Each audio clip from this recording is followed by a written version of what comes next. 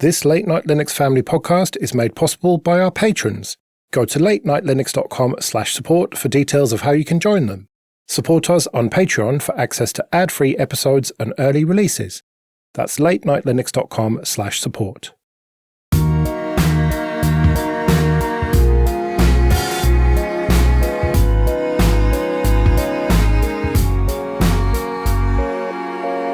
Hello and welcome to episode 377 of Late Night Linux, recorded on the 9th of March 2026. I'm Joe, and with me are Phelim. It's Paddy, 2 Ds, not 2 Ts. Graham. Good evening. And Will. Hello. I don't know what you're on about, Phelim. It's St. Patty's Day. It is not. LibreOffice Online, a fresh start. So, LibreOffice Online, as the name suggests, was a web-based version of LibreOffice that they were kind of working on a few years ago. At some point, they shelved it, and now they've decided to unshelve it, take it out of the attic, as they call it, and start working on it again. But of course, Collabora Online is an online version of LibreOffice, and Collabora, the company, funds a huge part of LibreOffice development, and they are not massively happy about this. It seems there is a bit of drama and politics in the LibreOffice and Document Foundation and Collabora world. I find it a little bit tricky to care because it's a fucking office suite. It's boring as fuck, but I suppose we should acknowledge this. I also find it difficult to care, and I know that I shouldn't do it, and office suites are still important to a lot of people, but not me. However, I don't know what the reason for LibreOffice putting theirs on hold in the first place was, but it is true that Collabora invested a lot of time and effort into it, and now they are being asked to get on board with the idea of a direct competitor. It is difficult. It's kind of sucky all round. I don't think it is a direct competitor as such, because this is more about self-hosting your own version of it, the LibreOffice Online thing, whereas Collabora, my understanding is the main point of that is they will host it for you, charge you for the privilege, but it's for less technical people, let's say. So there is a version that you can download of the Collabora Online called the Development Edition. So you can host it yourself if you want to. Presumably there are, I don't know, less stable code, let's say, in the version that you can download and you won't get support, etc. But it exists. So I think there is competition here. There's certainly some competition, yeah. And I suppose it's not really direct competition with LibreOffice and the Document Foundation that they're worried about, because they have clearly said that they have no interest in offering it as a hosted service for people. But if they put it out there and develop it to a point where it is as good as Collabora, then other companies may spring up offering that as a service. So maybe it's the longer term that Collabora are worried about. I don't know.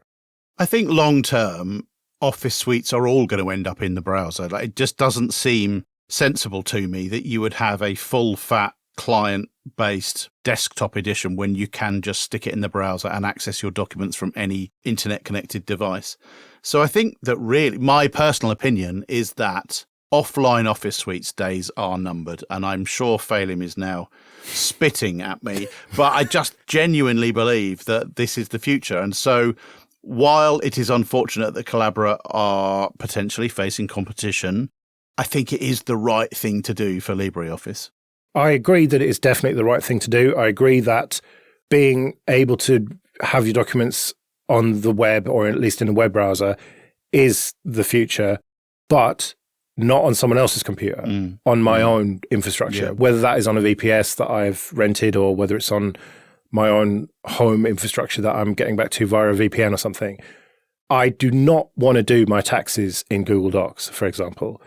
I use Google Docs for the shows, but then all the shows end up public anyway. Like, oh, Google finds out that I was considering a couple of other topics that we didn't get to. Like, I don't really care about that. But my taxes get done on LibreOffice locally. And I would never do them because that's private shit, man. Fuck Google. They're not going to get my private shit. Yeah, or apart from the fact your internet's down. Well, yeah. Yes, I think web tech for local stuff is awful. I think desktop applications are going to have a bit of a resurgence, because I think we're all getting a bit fed up with the old material design, crappy Electron eats half the RAM. And I mean, let's face it, RAM is not fucking cheap these days. So if you can run something quickly on the desktop, I think you'll find it's an awful lot better than trying to run web tech locally on a machine too. So I think you're right. I think Collabora need to kind of suck it up a wee bit here, because I think you can't claim to be a FOSS development house and project running place and then say, well, we can only be those things if we are the exclusive developer of it. I mean, that is ridiculous. They should be able to complement each other and go into different places with it. And, you know, I think there's place for both to exist. So, you know, I think Collabora getting their nose out of joint or whatever is, you know, they need to look at how things work and just be a bit realistic. I think there's more to this, and I can see the two different kind of groups involved here. The kind of Collabora, go get it attitude, let's make money and drive development in that way. And what can sometimes feel a little bit like, I don't know, the Document Foundation has had a long time to make LibreOffice a success. And I can't say I'm happy with the slow progress that I feel it's made over that time. I feel like they could have done a lot. They do a lot, and I admit they're doing it under very limited circumstances with limited resources, but that's a bit of an excuse. I think with LibreOffice, they had and have a huge opportunity to really capitalize on it in the way that we've talked about KDE and Thunderbird, and I don't see them doing that. Collabora is kind of the other side of that coin, and I can see that this is causing some conflict. And so I do question the Document Foundation's motives in this. Are they pure? Are they for the project itself? Or is this just a reactionary move? And I'd love to know more about it. If only we knew somebody at the Document Foundation we could speak to. But we don't, so there we go. But what do you mean there's not made progress? They've added Markdown support in 2026. Yeah. Do you know what? I actually think that's really good. I mean, that to me was a standout feature, because let's face it, I can't use all the formatting stuff because I'm fucking useless with document things. And I had to write a bit of documentation to help people do stuff on software I wrote, and I A, couldn't remember how I wrote it, and B, couldn't use a fucking writer to save my life. So, yeah. I was talking about Mike Saunders, who works for the Document Foundation. And I think at FOSDEM, Mike told me that they've had hundreds of millions of downloads of LibreOffice. Jesus. So if that's the case, the project should be like on fire. They should be able to easily support I feel, this is just my personal opinion, I realise the reality of their situation is a lot different, but surely they should have enough backing and support from their community to be far more ambitious and to move much more rapidly, and for the application suite itself to feel much more modern and reactive. It's an open question. I don't know why it hasn't happened. You're saying they should be more forward in asking for contributions from their users, essentially? I really think so. Yeah, I really think so. Yeah, I'm inclined to agree as well. Yeah. I think it'd be good to get Mike on. I think we should get Mike on and ask him to explain himself. Yeah. Explain yourself, Saunders. Why have you not done this thing? Only hundreds of millions, Mike. What are you doing wrong? Get out of your ivory and gold tower that you've built yourself from people's funds. Maybe we could get Ben and Andrew on as well to reunite the old band. Do you know what? I have that Brad Sucks album on my phone, and sometimes I listen to stuff on random, and then that comes on, I get really excited. Oh my God, there's a new Touch Radar. Oh. Don't you mean, what was the one before Linux Voice? It was Linux Lifestyle. Linux Lifestyle, the best name ever. Lenovo's T-Series ThinkPads score 10 out of 10 for repairability, writes iFixit, in what feels like quite a puff piece to me. But the bottom line is, the company who shall not be named, Framework, fuck those guys, seem to have influenced the industry, or at least Lenovo, and now this T14 Gen 7 scores 10 out of 10 for repairability. The RAM's replaceable, the SSD's an M.2, the battery's easy to get out, screen's relatively easy to replace. The Thunderbolt ports, USB-C, they are modular, and they just kind of clip out. This is good stuff. This is what we want to see. Yeah, it'd be great if every of them do it. It's a nice looking piece of kit. Pricey, but yeah, nice. Well, the thing with ThinkPads is never buy them new. unless your company's paying. Wait 2 years, 3 years, and then snap them up dirt cheap, well, relatively dirt cheap on eBay. Well, they won't be dirt cheap now that anybody can fix them wherever they want them. They'll be a priced commodity. But I can see these becoming like really popular with Linux people. There's quite a few things to like in that article. The first one is that it sounds like the iFixit team at least spoke to Lenovo during the development of the product, which I think is a really good step forward for repairability, that manufacturers are showing interest in trying to make things repairable. As you say, Joe, I think that is a significant step forward. Not only is this a return to replaceable RAM and replaceable hard disks, which is really great news, there's even things down to the port level, which instead of being a port soldered onto a board, it's a replaceable component which is slots into a slot in the board, which makes the whole port easy to change if it breaks. Yes, you have to buy the, I imagine, Lenovo parts, but that's a lot cheaper than having somebody desolder and resolder something onto the board. Yeah, but if you look at that part, it looks pretty easily clonable. Yeah. I'm sure there'll be Chinese clones of it because it's just really breaking out the pins into what looks like a kind of lightning connector, the old iPhone connector. So I can't imagine that being more than, a few quid to buy one of them. Yeah, and even if Lenovo charge you a tenner, it's probably fine. But it does, yes, you're right. It does look like you could perhaps 3D print some of the plastic components yourself and drop them in. And a USB-C port is one of the things that breaks in it quite frequently, especially if it's the one where you're charging it. Yeah, and I think the other major one, at least in my experience, is the keyboard just stops working for whatever reason, and the fan gets gummed up. And those are all replaceable as well. So it looks great. Oh, and the battery, of course.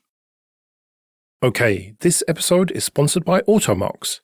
If you're evaluating endpoint management solutions, the real risk isn't which tool you choose, it's choosing one without a proven blueprint for success. Because while most endpoint tools promise automation, next to none promise outcomes. That's why Automox introduced Turnkey results. Turnkey removes the uncertainty that holds endpoint automation back.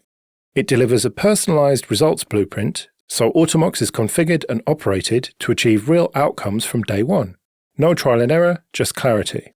Each blueprint is validated across millions of endpoints managed by Automox and tailored to your specific environment, your risk tolerance, and your operational goals. Instead of guessing how aggressive to be with automation or how to configure policies safely, start with a plan you can trust. And you can choose to implement the plan yourself or have Automox do it for you. Either way, you get faster time to value, lower risk, and predictable endpoint outcomes. Automox Turnkey results. Know the plan, trust the result. Learn more at www.automox.com. Your Pixel phone can now become a full Android PC via USB-C. So this is Pixel 8 and upwards, including your Pixel 9 Pro Fold, Graham, and my Pixel 10 Pro Fold. And I have been trying this, and it is a thing. It's a thing you can do. Whether you'd want to do it or not, I don't know. So, Graham, sounds like you haven't got around to trying it then. I haven't. I didn't actually see this news until you mentioned it. I didn't know it was finalised. I must admit, I'm kind of excited about it. I mean, a lot of what I do is typing. I don't need much, but I do like a bigger screen than the phone screen. I have a few Bluetooth keyboards that I sometimes travel with anyway. And I can see myself wanting to type something on a screen in some kind of word processor environment that isn't my phone without having a computer with me. I could see this being useful, but I must admit, I think it's pretty niche. Yeah, I feel like it's pretty niche. I suppose ask me anything then, like as someone who's used this. Have you destroyed your phone yet with your keys? No, unfortunately not. Graham, have you? I need a proof of life of both of your phones. No, mine's still great. I'm still really enjoying it. While you can. Is it tiling, Joe? And it does multitasking work? It is a proper windowed desktop, like a stacking windowed desktop, effectively. Or you can do a sort of tiling type thing with it. But yeah, you can move the windows around and all the rest of it. Actually, I don't know if they are stacking. I should have... maybe I shouldn't say that because I don't know if they can properly overlap each other, but you can certainly move windows around and resize them and maximize them and stuff. Because I do get a bit annoyed by background processes being put to sleep. I know you can change the configuration of them, but I usually have a terminal open, and having it open actually on a screen so I can see that it's open and doing things while at the same time working in another window would be really useful for me. And having more than one browser window open, which I know we can do, and I do use the split screen, but I'd like to see it on a desktop metaphor. Yeah. Unfortunately, you have to have the phone screen on, otherwise it stops working. There's probably a way to get it into some sort of screensaver mode. Was it Daydream mode or something that I've never used before? I think you have to plug it in. So you'd need some sort of dock that's got power into it to do that, I think. Does it keep the screen unlocked while you're typing away, or do you have to keep touching the bloody fingerprint sensor screen or whatever it uses on your phone to unlock it all the time then, if you have a short lock cycle? I don't know, because mine is half an hour, because for God's I can't sake. stand my phone. Yeah, it keeps nagging me. Oh, you've got this long time. It's killing your battery. I don't care. I want it to be on. Like right now, I'm timing this segment so I can see how we're doing. I don't want the fucking thing going to sleep and having to unlock it and everything. Mine is 60 seconds and I find it too long. Well, that's fine. That's choice, Phelan. And I choose to have mine on the maximum. I think everyone should use my choice. I know you do. We should all just use KDE, shouldn't we? We should. You're right. We should get a KDE phone. I knew it. Okay. Could you use this in lieu of a Linux laptop if you're traveling, do you think? I don't think that I could. I think one could just about, probably. Okay, what is it that you couldn't use on it? Like, you don't use games, so it's not like you're missing out playing anything. So what is it that you would be doing? Well, Audacity, for example. I said on holidays. I didn't say as a traveling work convention. Okay. I mean, Audacity. I mean, I don't go on holiday, and if I do, I have to be on call. I miss making my own cicada background music. Yeah. No, but if what if something is wrong with one of the episodes and I need to fix it? I need to have a laptop with me at all times. I can never truly switch off. But then, do I ever truly switch on? Arguably not. But anyway, yeah, like proper work stuff that I would do with the laptop, no. I mean, entertainment stuff, yeah, I suppose. I mean, NewPipe is a little bit ropey because it's just not designed for a keyboard and mouse. I suppose if you had YouTube Premium, that would probably be fine. VLC worked fine, and you could properly full screen that. I found file management to be not great. Like, I use ES File Manager, and that just seemed to crash quite a lot. I just don't think it was used to being on a desktop. Do you use F-Droid on your phone, right? Yes. Do the F-Droid apps work with this or not? Well, NewPipe I get from F-Droid. Okay. And yes, it does. But the maximize button for some applications has an immersive mode, which is basically proper full screen versus just maximize with window Chrome and stuff. So NewPipe, even when it was playing a video, wouldn't go properly full screen. So I don't know if that's because it's from F-Droid or what. I doubt it. I think you probably could code that in, I would imagine. It would be nice. I guess it can't, but it'd be nice if the screen's on to at least be able to use it as a touchpad. So you could just have a small keyboard and then use the phone as a touchpad. Yeah, like with KDE Connect. That's one of the best things you can do with that. Yeah. So is what you're running on the phone screen reflected on the monitor at all, or are they two totally independent screens? So when you plug it in, it asks you, do you want a mirror or do you want desktop? Okay. So you got the choice. If you go for desktop and say you've got Signal open and you're chatting to someone, and then you open Signal on the phone, then it kills Signal on the desktop. So you can't have them both at the same time. And another annoying thing is sound would only come out of my monitor, because my monitor's got like really shit thin speakers. Yeah. And so plugged in via HDMI, it wouldn't do Bluetooth. Like, I was listening to a podcast, I plugged it in, and then suddenly the podcast coming out of the speakers, not over my Bluetooth headphones. So that was a bit weird. Were you able to convince it to go back to that, though? I didn't try very hard, to be fair, but no. I had a quick look in the settings, and there just wasn't anything in audio or whatever, so seemingly not, no. That's a bit shit. I wonder if you could run this as a remote desktop, so you don't have to plug it into a screen. I can see that being useful if you're traveling, for example, with just a work laptop and you don't want to use that for personal stuff, but you're feel comfortable opening up a remote session on your phone. I don't know. I think that you need that physical connection to kind of launch it. We need something that acts as like a USB video dongle. Just conveniently carry a 4K monitor in your backpack. It'll be fine. Yeah. Well, I've got a Next dock that I could carry around with me, but I may as well carry a fucking laptop at that point. I saw a laptop advertised from, I think, MWC this morning, which looked like a normal laptop, but when you took the keyboard off, underneath was another screen, which you then folded out, and the keyboard was wireless, so you had a screen that was twice the size of the laptop and a normal-sized keyboard. Oh, good God. So all in all, I would say it's cool, but it's kind of a bit of a novelty at this stage, but it's definitely not bad for a first release. And clearly the motivation behind this is what Chrome OS is going to ultimately become. And so it's kind of a glimpse into that future, I suppose.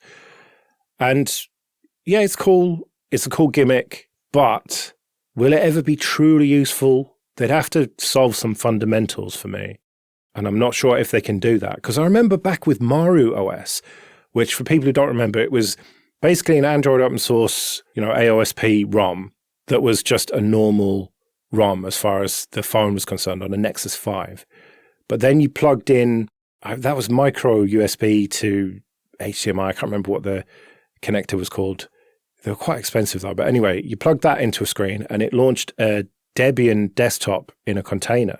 I think with XFCE even. And that was fucking great. But again, it would only run when the screen was on the phone, which suggests to me that might be some fundamental hardware issue or something with an Android phone, that when you turn the screen off, video out just won't work. Maybe that could be solved with software, I don't know. But if Google really gets their act together on this, it could be really cool. And speaking of Android, just a quick update on the verified developers thing, where if you're a developer, you have to register with Google, otherwise your applications won't work on stock ROMs, essentially.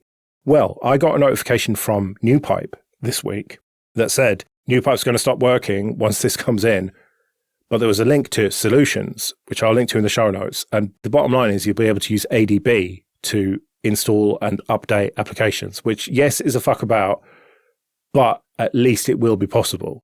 So I'm not going to be deprived of NewPipe. It's just going to be every time there's an update, I'm going to have to get the laptop out, plug it in, ADB, all the rest of it. You can pretend it's a modem like the 90s and I'm jacking in. Yeah, exactly. Yeah, I'm hacking the mainframe. So that's a little bit of hope there.